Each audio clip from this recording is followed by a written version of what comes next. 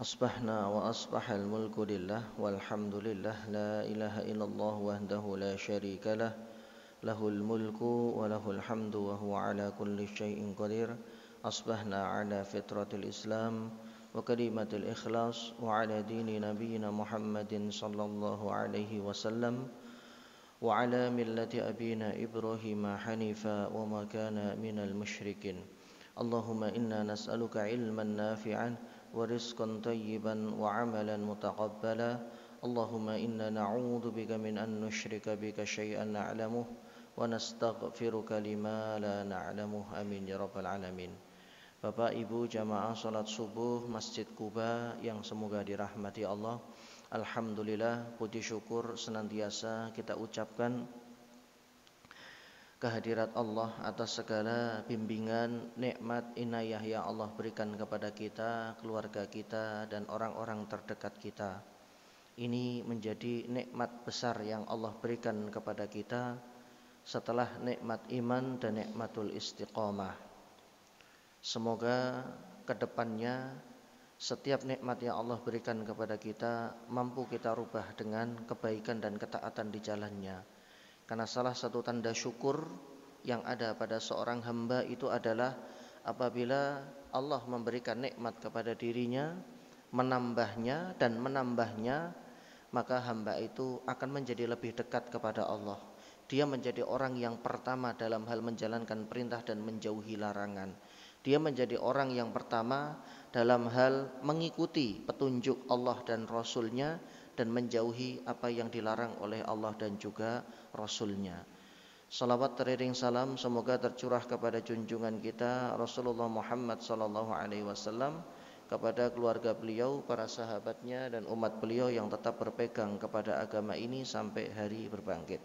Jamaah yang semoga dirahmati Allah, kita melanjutkan kajian kitab Al-Arba'in An-Nawawiyah, hadis-hadis yang dikumpulkan oleh Al-Imam An-Nawawi rahimahullahu ta'ala. Dan pada kesempatan kali ini kita akan melanjutkan di hadis yang ke-6 di bagian yang pertama. Materi cukup banyak, sekitar 70 slide, jadi saya langsung to the point pada pembahasan hadisnya.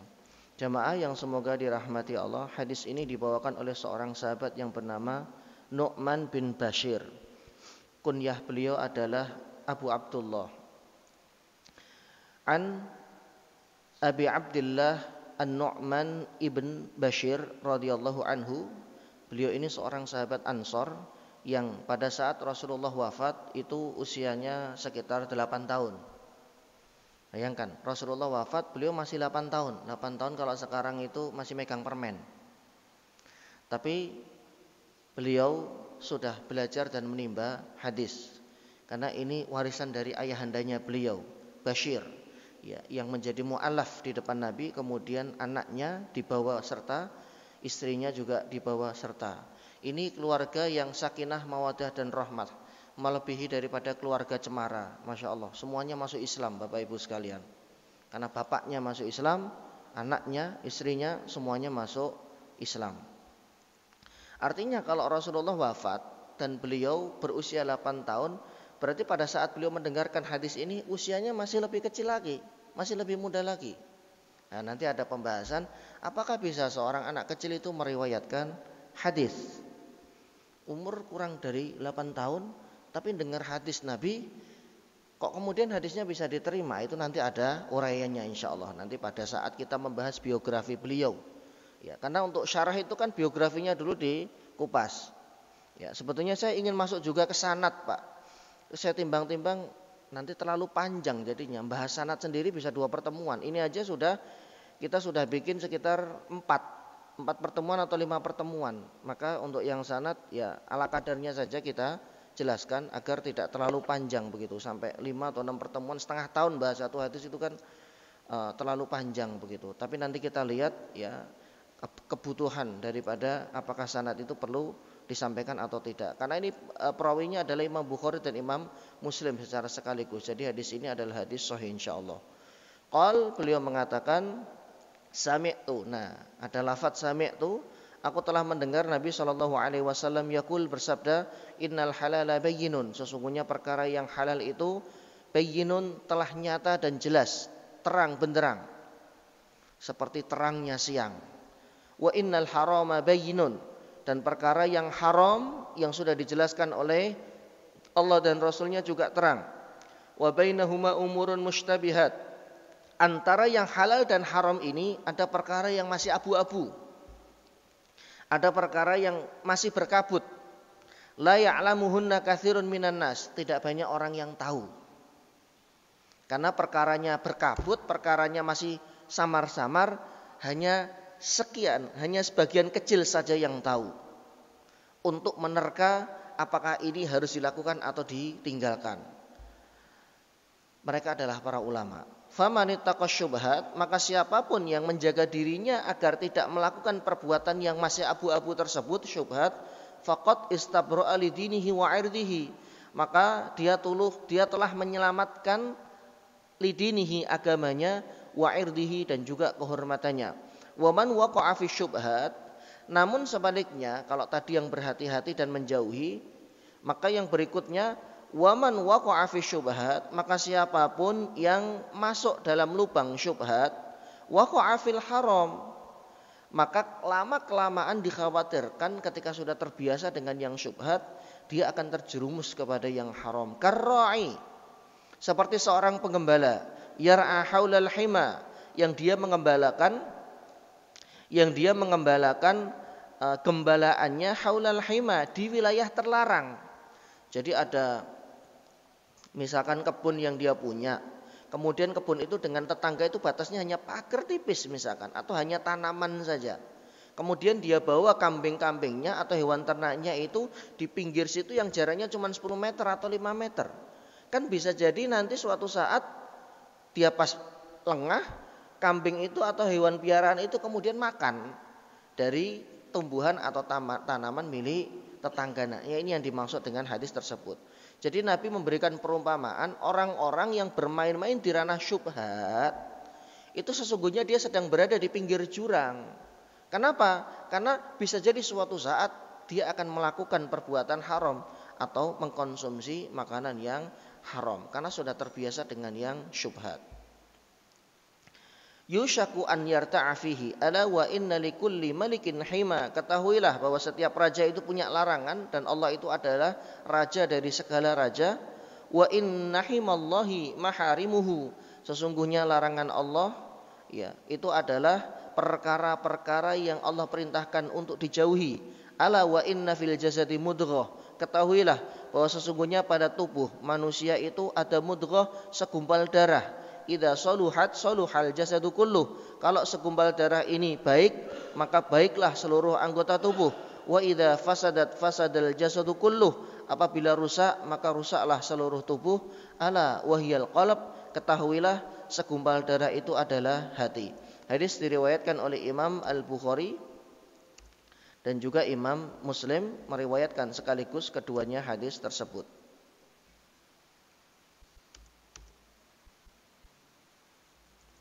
Ya.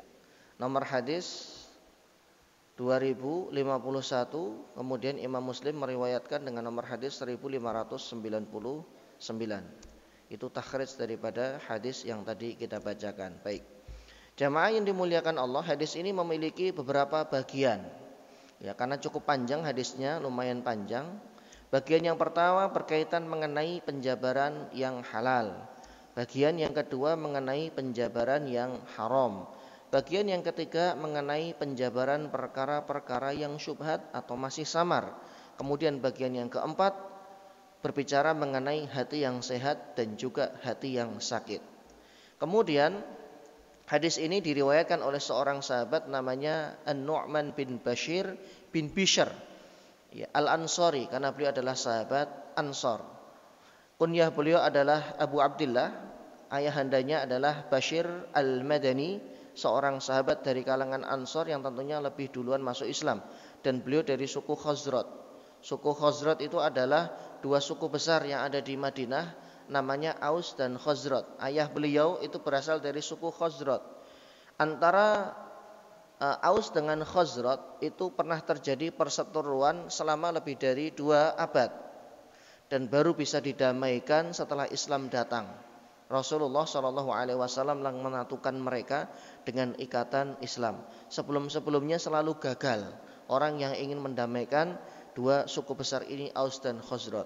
Begitu mereka melebur menjadi satu, begitu mereka didamaikan oleh Rasulullah, maka mereka kemudian menjadi penolongnya Muhajirin yang kita kenal dengan suku atau dengan Ansor, yaitu ya mereka yang dulunya berseteru tapi kemudian dipersatukan oleh Allah, menolong orang-orang yang hijrah dari Mekah, diusir dari tanah kelahirannya menuju Madinatul Munawwarah. Kemudian ayahnya itulah yang memperkenalkan beliau kepada Nabi SAW, dan beliau masuk Islamnya masih sangat kecil sekali, ya, usianya kurang dari 8 tahun. Ketika kelahiran beliau radhiyallahu anhu, Nu'man bin Bashir dibawa kepada Nabi SAW untuk didoakan atau ditahnik.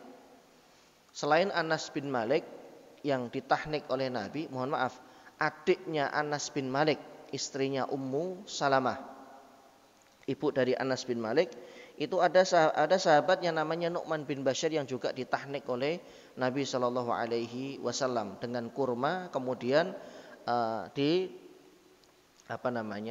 bekas kurma yang sudah dikunyah oleh Nabi itu dioleskan di bagian mulut bayi. Jadi itu adalah makanan pertama yang dimakan oleh mereka sebelum ASI, yaitu kurma yang sudah dikunyah oleh Nabi dan bercampur dengan air liur beliau, air liur yang berbarokah insyaallah. Nah, kemudian didoakan oleh Nabi SAW. Nah, setelah itu Nabi SAW mengabarkan bahwa anak ini yaitu Nu'man bin Bashir akan seperti ayahnya menjadi sahabat yang mulia dan akhir hidupnya juga akan sama, yaitu meninggal dalam keadaan terbunuh alias syahid. Ya, kalau para sahabat memaknai kematian seperti ini dengan kematian yang mulia, karena tidak semua kematian itu menyedihkan. Ada kematian-kematian yang memang itu memuliakan pelakunya. Ya, bahkan mereka merindukan kematian. Ya, kematian mulia, kematian karena membela agama Allah Subhanahu wa taala. Kemudian jamaah, pada akhirnya Nu'man bin Bashir radhiyallahu anhu memang meninggal karena dibunuh di sebuah wilayah namanya Homs. Homs itu dulu atau sekarang itu menjadi bagian negara Suriah. Lebih tepatnya kotanya di Damaskus, ya, kota Damaskus, oleh seorang munafik ketika terjadi perselisihan tentunya, ya, dan terjadi fitnah kaum muslimin pada saat zaman fitnah pada saat itu.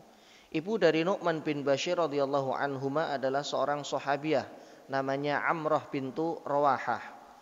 Nama Rawahah itu tidak terlalu tidak terlalu kita pernah dengar, tapi ada seorang sahabat namanya Abdullah ibnu Ar-Rawahah.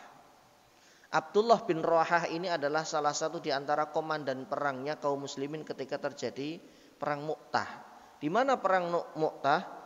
Kaum muslimin versus Romawi. Nah, itu salah satunya adalah Abdullah bin Rawahah yang kemudian syahid, gugur ketika diperintahkan oleh Nabi SAW memimpin pasukan. Nah, ibunya itu adalah saudaranya Abdullah bin Rawahah, sehingga Nu'man bin Bashir ini adalah keponakannya Abdullah bin Rawahah radhiyallahu anhu yang gugur di medan Mu'tah. Luar biasa, insyaallah mereka akan berkumpul di surganya Allah Subhanahu wa taala. Orang-orang mulia yang memperjuangkan agama ini sedari awal, dari titik di mana Nabi betul-betul merintis dakwah ini, ya, banyak sekali gangguan, banyak sekali lika-liku dakwah yang beliau alami, tapi beliau orang-orang hebat ini sudah lebih dulu menyatakan keislamannya. Para ulama berpendapat bahwa Nu'man bin Bashir radhiyallahu anhu tidak pernah mendengarkan langsung dari Nabi SAW sebuah hadis. Loh, kalau tidak pernah mendengarkan hadis ini bagaimana Ustadz? Nah, makanya pendapat yang pertama tadi dibantah oleh Ahlul Kufah namanya. Ahlul Kufah itu adalah Kufah itu sekarang menjadi negara bagian di Irak. Dan Kufah itu pernah menjadi kutubnya ilmu. Ada Kufah, ada Basrah. Mohon maaf, Kufah itu di Damaskus, ya. Basrah baru kemudian menjadi bagian di Irak. Jadi dua tempat ini menjadi kutub jamaah. Orang-orang Kufah mengatakan enggak, beliau itu pernah meriwayatkan hadis Nabi. Tapi ulama lain mengatakan beliau sama sekali tidak mendengarkan. Kenapa berbeda pendapat? Karena usianya. Tadi saya sampaikan ketika Rasulullah wafat, itu beliau masih 8 tahun. Lah, gimana mau meriwayatkan hadis? Anak umur 8 tahun. Artinya kan kalau beliau meriwayatkan hadis berarti umurnya sekitar 7, 6, 5 atau mungkin 4. Anak sekecil itu, anak masih umur 6 tahun. Hari ini apa yang mereka pegang? Tapi beliau sudah meriwayatkan hadis. Mustahil, kata pendapat yang pertama. Ahlul Kufah mengatakan, enggak. Beliau meriwayatkan hadis. Buktinya hadisul bab, hadis yang kita bahas saat ini. Kenapa? Karena hadis ini langsung beliau katakan dengan redaksi sami'tu, aku mendengar. Kata sami'tu ini berarti antara beliau dengan Nabi ini ada pertemuan. Dan kemudian ada at-tahdits ya. Beliau menyampaikan sesuatu, kemudian Nu'man bin Bashir radhiyallahu anhu itu juga mendengarkan dari Nabi SAW. Padahal golongan sahabat itu sangat mungkin sekali mendengarkan dari sahabat yang lain. Makanya kalau kita pernah mendengar Pak hadis an Abi Hurairah radhiyallahu anhu qala Rasulullah. Dari Abu Hurairah berkata Nabi bersabda, bisa jadi Abu Hurairah tidak langsung mendengar dari Nabi. Apakah boleh Ustaz seperti itu? Boleh. Ini namanya mursal. Mursalnya sahabi. Nah, mohon jangan dipotong. Mursalnya sahabi itu bisa menjadi hukumnya marfu sampai kepada Nabi. Kenapa? Karena sahabat Nabi semuanya dihukumi udul. Ini mustalahul hadis, ilmu hadis. Jadi ada kaidah bahwa kalau itu adalah mursalnya Nabi, sahabat tidak langsung mendengar dari Nabi yang meriwayatkan itu, tapi mendengar dari sahabat yang lain. Seperti contoh hadis mengenai padang mahsyar. Ya, ini disebutkan di dalam Adabul Mufradnya Imam Al-Bukhari rahimahullah. Ada seorang sahabat namanya Jabir bin Abdillah radhiyallahu anhu. Jabir bin Abdillah ini mencari-cari tahu siapa sih sahabat yang langsung mendengar mengenai permasalahan padang mahsyar, yang langsung mendengarnya dari Nabi. Akhirnya penduduk Madinah itu diobok-obok semua, ditanya siapa yang tahu, siapa yang tahu, siapa yang tahu. Sebagian besar mereka mengerucut pada satu nama. Namanya Abdullah bin Unais radhiyallahu anhu. Cuman sayangnya Abdullah bin Unais sudah tidak di Madinah. Beliau sudah dakwah keluar jauh di wilayah Syam. Syam itu sekarang menjadi pecahan 4 wilayah. Suriah, Palestina, Lebanon, dan Yordan. Menjadi 4 negara. Akhirnya beliau siapkan perbekalan, beliau siapkan unta, keledai, himar. Kemudian beliau melakukan perjalanan 2 bulan untuk mencari hadis Abdullah bin Unais mengenai mahsyar. Jadi perkaranya cuma dengerin, oh antum dengarkan langsung. Gimana bunyi hadisnya? Seperti ini. Sudah selesai, pulang. Tapi beliau menetap di sana beberapa waktu karena beliau menimba ilmu juga dari sahabat yang lainnya. Sampai segitunya yang dilakukan oleh generasi dari terbaik dari umat ini terhadap ilmu, mereka luar biasa sekali semangatnya. Padahal kalau langsung Jabir bin Abdillah radhiyallahu anhu itu bisa, tapi itu tidak membuat diri beliau puas. Saya harus ketemu sama orangnya yang langsung atau mendengar dari Nabi Shallallahu Alaihi Wasallam. Makanya kalau sahabat itu atau kita pernah mendengar, melihat, kita punya Riyadhus Shalihin misalkan, kemudian di situ redaksi yang digunakan oleh perawi adalah sami'tu, maka antara sahabat itu dengan Nabi telah terjadi pertemuan dan beliau langsung mendengarnya dari beliau Shallallahu Alaihi Wasallam.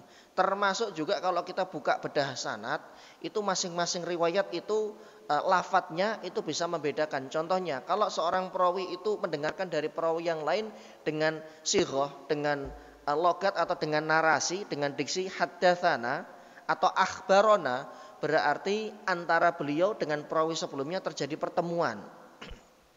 Tapi kalau menggunakan sighah tamrid, fi'lul majhul, ukhbiro misalkan, hudditsa atau ruwiyaan, itu berarti antara beliau dengan perawinya bisa jadi tidak bertemu secara langsung, atau perawi itu ragu apakah betul ya hadis itu didapatkan dari perawi sebelumnya. Makanya lafadz yang ada di dalam kitab-kitab induk haddatsanakah atau akhbarona kemudian qala itu enggak boleh dirubah-rubah seenaknya. Kayak begitu ya kayak begitu. Kenapa?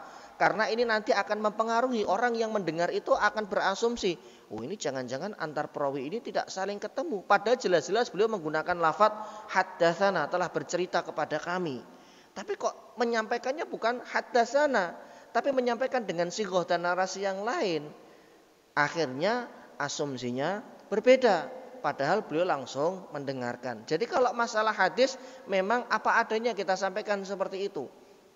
Ya, karena ketika hadis itu misalkan an, tapi kita menyebutnya mina, ini bisa menyebabkan salah dalam redaksi, waham. Dan ini yang menjadi salah satu sebab kenapa derajat hadis itu jatuh menjadi hasan dari sahih.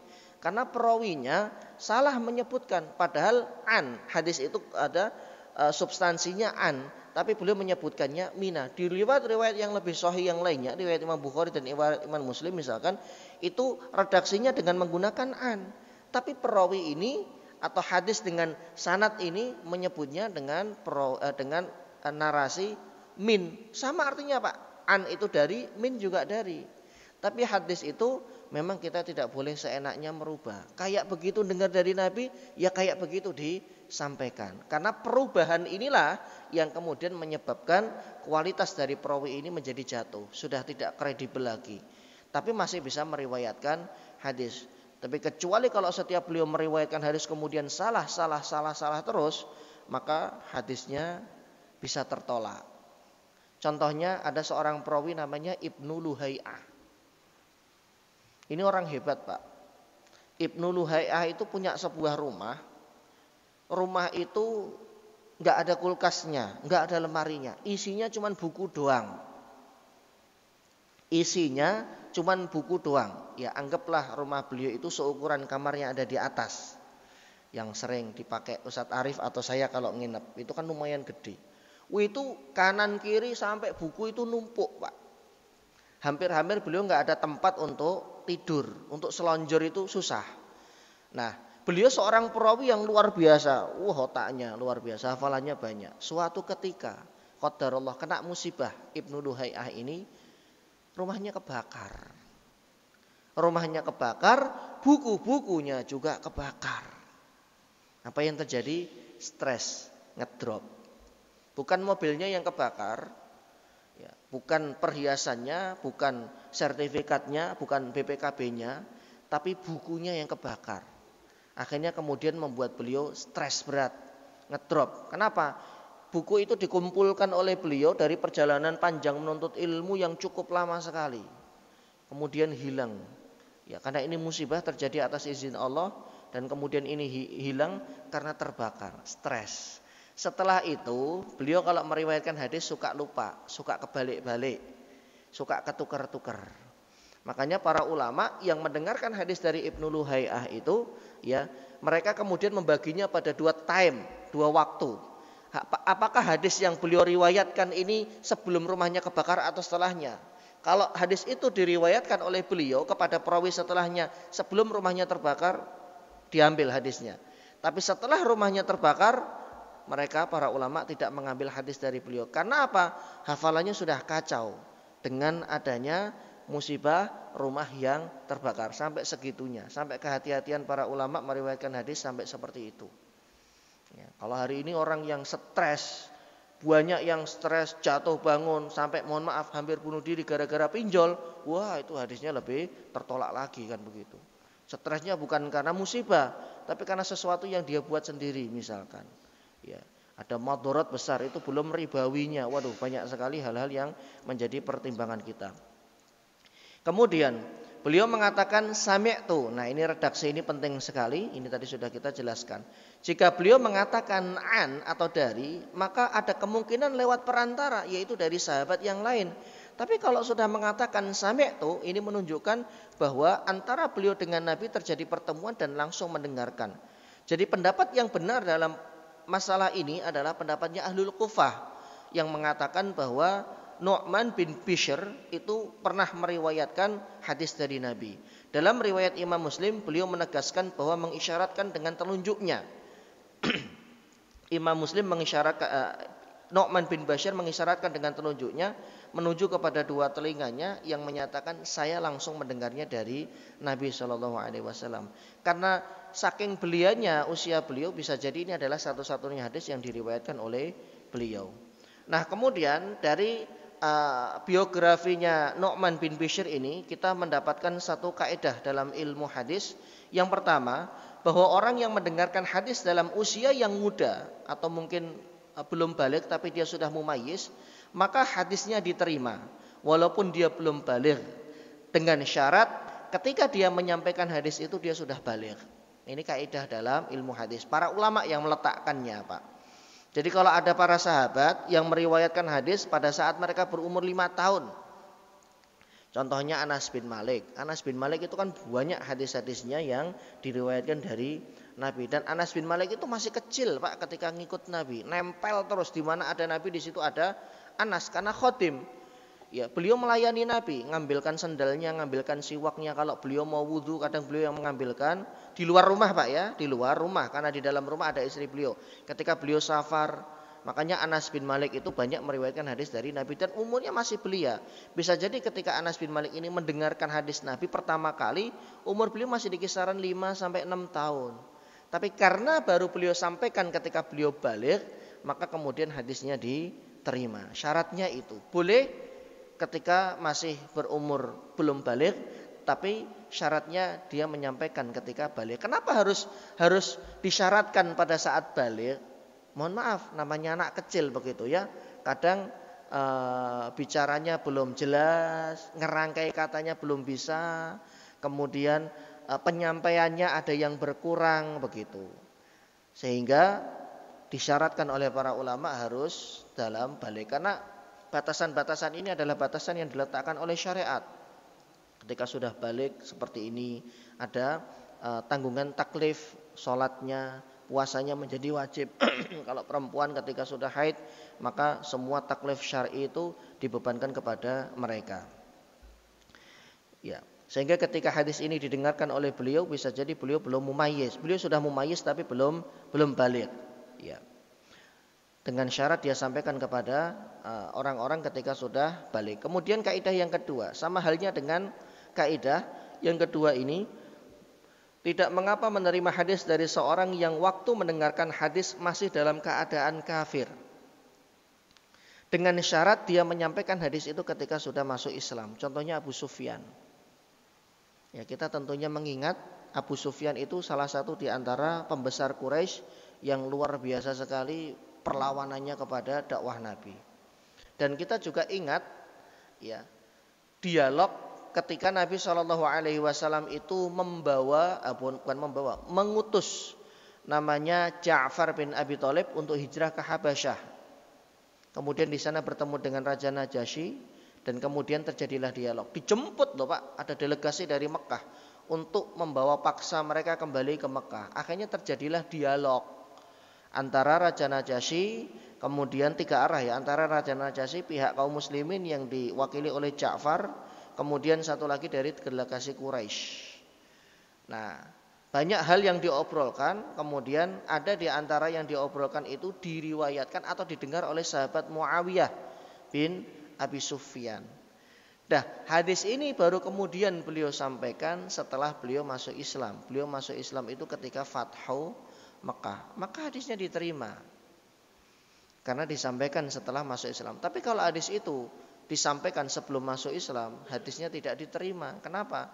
Ya, karena syarat untuk menyampaikan hadis itu salah satunya adalah beragama Islam. Kemudian sebaliknya, jika ada orang yang mendengarkan hadis ketika itu muslim, kemudian dia murtad, maka setelah dia murtad, hadisnya tidak diterima. Seperti siapa? Pernah saya jelaskan, pernah saya spill namanya, untuk kita jadikan sebagai pelajaran, namanya Rojal bin Unfuah. Sahabat yang menyertai Nabi, ikut serta jihadnya Nabi, ikut serta sholat berjamaahnya Nabi, ikut serta buka puasanya Nabi, dan tentunya tidak sedikit hadis yang beliau hafalkan. Tapi sayangnya ketika Rasulullah wafat, dia membelot malah mengikuti nabi palsu. Coba Pak, seorang levelnya sahabat, ya, kemudian bisa tergiur dengan orang yang mengaku nabi setelah Rasulullah wafat. Ini kan luar biasa sekali. Ya, teguran buat kita dan pesan di situ tersirat, hati-hati, tidak ada jaminan hari ini Anda beriman, Anda wafat juga dalam keadaan beriman. Ustaz nakut-nakuti, saya tidak nakut-nakuti. Setiap peristiwa di masa lalu sebaiknya kita jadikan sebagai pelajaran. Karena berapa banyak orang-orang yang dulunya hidup bertabur dengan iman, orang mengira dia menjadi ahlul jannah, calon penghuni surga, tapi justru di akhir hayatnya menutupnya dengan perbuatan yang dimurkai oleh Allah. Murtad loh Pak, itu Pak Rajal bin Unfuah. Yang meriwayatkan hadis ini adalah Abu Hurairah radhiyallahu anhu. Ini kan menjadi pelajaran buat kaum muslimin agar tidak terlalu jumawa, agar tidak terlalu sok dengan apa yang sudah dilakukan, bahwa saya tidak akan pernah murtad, saya tidak akan pernah futur, saya tidak akan pernah meninggalkan agama ini. Nanti diuji sama Allah kalau ucapannya seperti itu. Dan khawatirnya kita tidak mampu melanjutkan ujian itu. Ada satu hadis yang sekitar seminggu yang lalu saya baca, hadisnya riwayat Imam Ahmad. Kemudian Ibnu Majah juga meriwayatkan hadis ini dari sahabat perawinya itu namanya Jabir bin Abdullah radhiyallahu anhu. Nabi bersabda, "Man ayyara akhahu lam yamut hatta yaf'alahu." Barang siapa di antara kaum muslimin itu mengejek dan menghina saudaranya yang melakukan perbuatan dosa dan dia sudah bertaubat tapi masih terus diungkit-ungkit, diejek, orang ini tidak akan meninggal dunia sampai Allah mengujinya dengan dosa yang sama. Dan terkadang ketika ujian itu tiba, tamhis pun berlaku, seleksi alam berlaku. Jangan-jangan dia yang kemudian melakukan dosa tapi bertaubat, tapi kita ejek terus, kita yang nyemplung di situ dan kita nggak pernah taubat. Makanya kita harus lebih berhati-hati karena ini urusan hati. Ya, tidak merasa jumawa, tidak merasa sok, merasa lebih dari yang lainnya, karena boleh jadi nanti Allah akan menguji kita dengan dosa yang sama dan bisa jadi kita tumbang di tengah jalan. Padahal jalan kita tinggal selangkah lagi, ya, menuju husnul khotimah, menutup usia kita dengan baik, tapi karena kita pernah di masa lalu melakukan hal yang tidak baik kepada orang, dia memang melakukan perbuatan dosa besar. Entah itu minum keras, minuman keras, atau judi, gaple begitu ya. Tapi kemudian sudah bertobat, sudah ditinggal kok. Ini kok masih jadi bahan ejek-ejekan, lemah gitu aja, teler gitu. Akhirnya Allah menguji hal yang sama. Dan belum tentu ketika kita diuji kita bisa lolos ujian. Kita lanjutkan.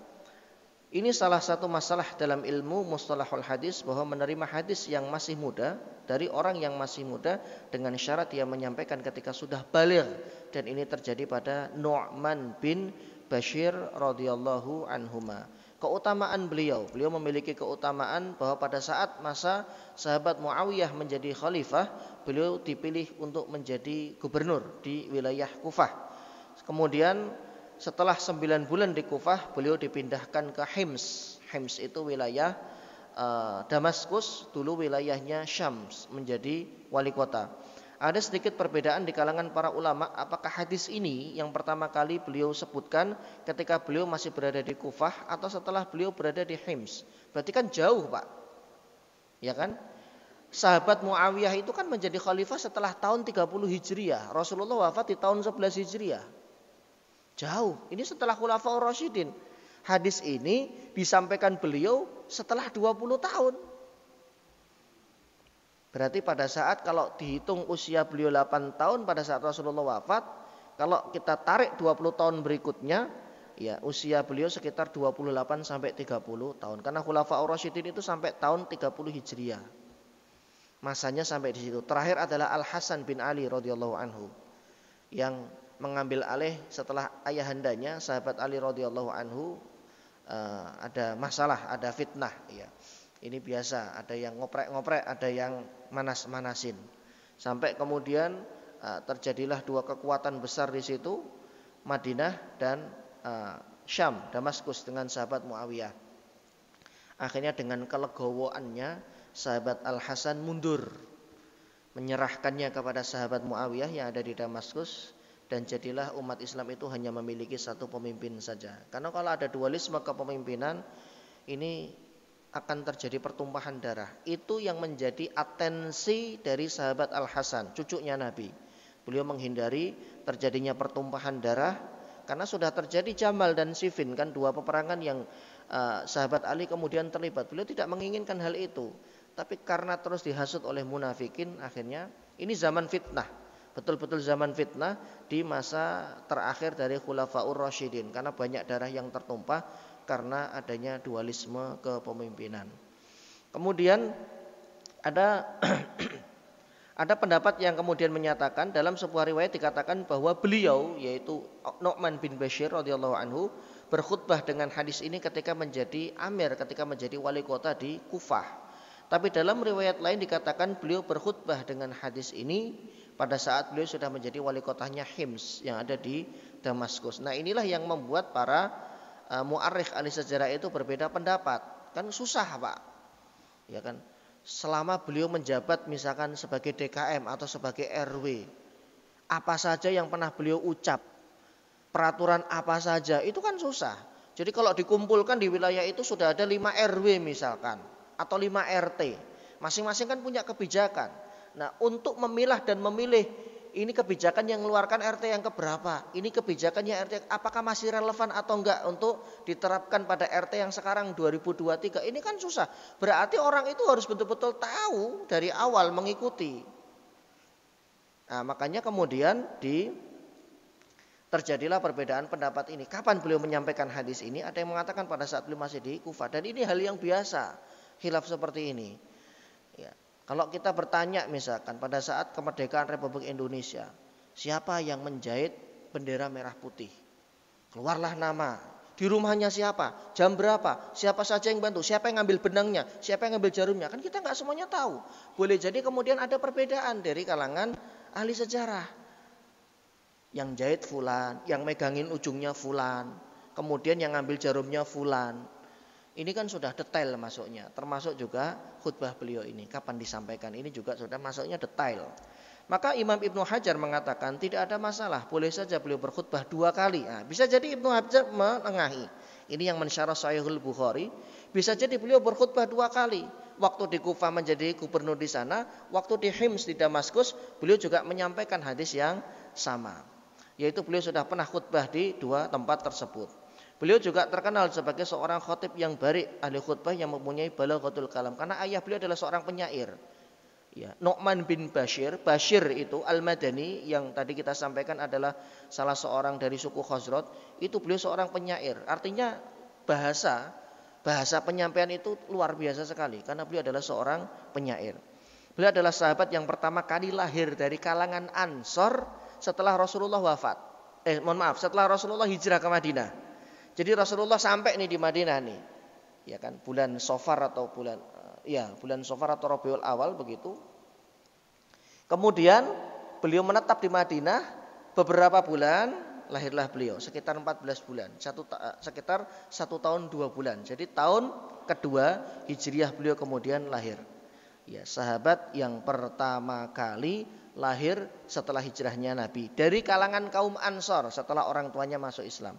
Dari kalangan Muhajirin kita mengenal namanya Abdullah bin Zubair, putranya sahabat Zubair bin Al-Awwam radhiyallahu anhu. Dari Muhajirin yang lahir setelah hijrah Nabi SAW di kota Madinah. Ini jadi orang-orang hebat di kemudian hari. Nu'man bin Bashir radhiyallahu anhu wafat pada tahun 60 Hijriah. Umurnya cukup panjang, cukup 60 tahun begitu. Pendapat lain mengatakan tahun 62 Hijriah. Ada juga yang mengatakan tahun 64 Hijriah karena waktu itu belum ada akte kematian. Jadi berbeda pendapat. Ini hal yang lumrah dalam hal penetapan tahun wafatnya beliau. Setelah menghindari fitnah Yazid bin Muawiyah tentang masalah Abdullah bin Zubair. Ini juga ada fitnah di masa lalu. Fitnahnya bentuknya seperti apa? Yazid bin Muawiyah itu kan putranya sahabat Muawiyah bin Abi Sufyan. Setelah sahabat Muawiyah wafat, yang menggantikan ayahandanya sebagai khalifah itu adalah Yazid. Ini dua-duanya sahabat, Pak ya, saya harus hati-hati ngomong, nggak boleh berat sebelah kita. Saya hanya menceritakan saja peristiwanya. Terjadi dualisme lagi. Abdullah bin Zubair waktu itu di Mekah, Madinah dan Taif, satu wilayah. Abdullah bin Zubair mengumumkan dirinya sebagai khalifah dengan disokong, dibaiat oleh sahabat-sahabat yang masih tersisa di wilayah itu. Akhirnya kan ada dua, di Damaskus ada, di Mekah ada, Mekah dan sekitarnya. Nah, sampai kemudian Yazid ini mengutus salah seorang komandannya namanya Hajjaj bin Yusuf Ats-Tsaqafi. Dia dijuluki sebagai As-Saffah. As-Saffah itu pembunuh golok naga. Artinya dia pembunuh berdarah dingin. Orang ini mudah sekali saffah, menumpahkan darah. Sampai kemudian pada peristiwa Abdullah bin Zubair ini, bangunan Ka'bah itu pernah beliau robohkan, kemudian beliau renov. Abdullah bin Zubair itu adalah salah seorang sahabat Nabi yang pernah merenovasi bangunan Ka'bah.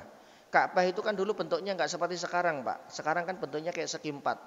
Dulu bentuknya mirip persegi panjang, batasannya hijr itu.